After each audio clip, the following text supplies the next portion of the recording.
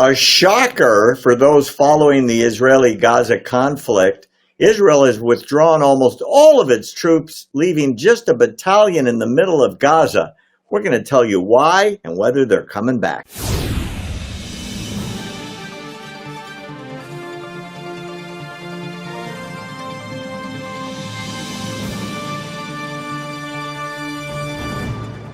Claire Lopez, contrary to all of their predictions, Israel has now withdrawn from southern Gaza.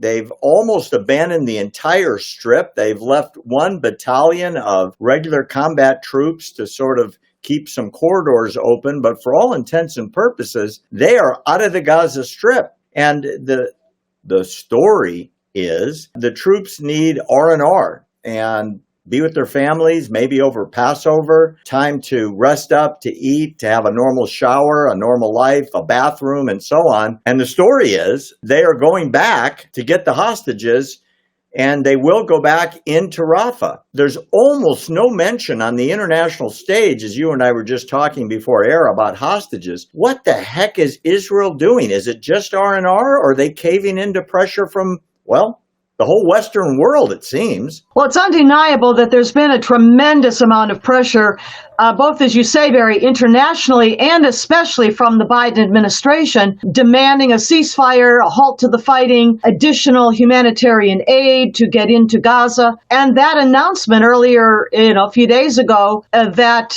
they were withdrawing the majority of the IDF troops from Gaza took a lot of people, including myself, by surprise. And then came the announcements from the Minister of Defense of Israel, Yoav Gallant, and also the Prime Minister, Benjamin Netanyahu himself, who said kind of what you did. The troops need rotation, recuperation.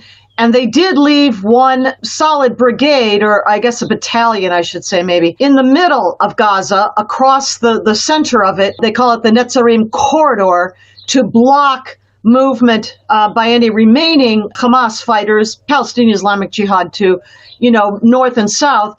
But the pledge by the leadership of the Israeli government, the pledge is that they will return to finish off the final, it's 4 battalions of Hamas that are supposedly still within Rafah or underneath in the tunnels underneath Rafah, and to rescue any hostages that they can at this point. So here's the question, if you know or want to hazard a guess. Were the troops moved out really for R&R, or was it some sort of capitulation to scale down the offensive to pacify all the "we don't want any more deaths in Gaza" group, which is actually most of the Western world? I think it's a little bit of both. And, that's just me hazarding a guess here. I think it is looking for a bit of a breather for the troops, for the government of Israel, a little bit of pressure off maybe, but also to prepare,